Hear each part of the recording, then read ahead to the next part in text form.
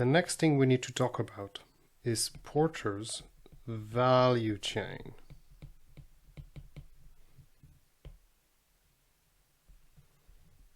And it looks like this.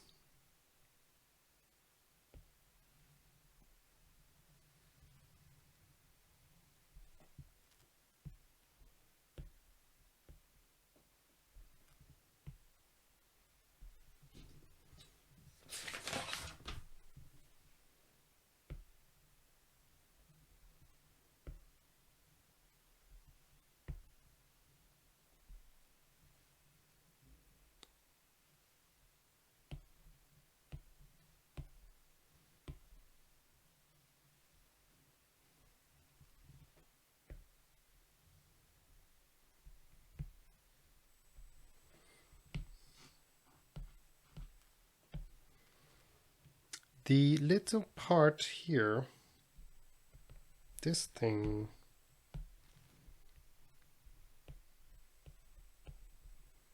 is the margin. And let me explain, this will make more sense. We have primary activities and secondary activities. And this is by we're looking at the company here. We're drawing a value chain. So secondary activities, let me go to primary first. Inbound logistics. So we have some sort of input, right? We're a bakery, we have flour coming in. Operations. So these are the bakers cooking the bread. Outbound logistics, so delivery to our customers. But it's not finished. There's 2 more steps. Sales and marketing. And then the last step is customer service. So the ACCA calls it just service, but I'd like to clarify customer service, right? The after service, really. Now this is primary because it flows in a proper direction. Secondary is all the things on top that help the primary activities happen. Infrastructure, like the building where the bakery is. The oven that you need to bake the bread. HR, human resources. Technology, so the software, the website, all of these things. And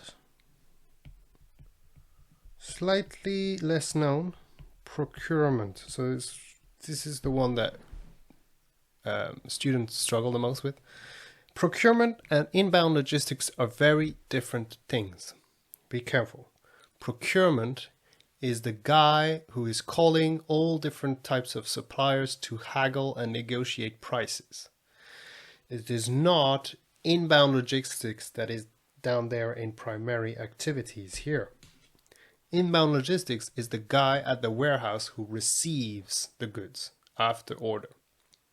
Procurement is a different department that negotiate prices. Inbound logistics, they're the guys who receive the order, okay? Different departments. So why is it called the value chain? Well, if we think about, for example, Coca-Cola. Let's say this is the value chain of Coca-Cola to make a can of Coke. Yeah. 1 can of Coke. It flows through the value chain. This costs 10 cents. This costs 10 cents. Here. This costs 10 cents. This costs 2 cents. And this one is 10 cents too. So we have 0.1, 0.2, 0.3, 0.5, 0.6, And then let's call the secondary one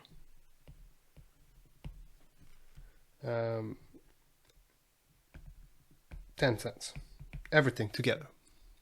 The whole thing. 10 cents. So I have 7 cents. 1, 3, 4, 5, 6, 7.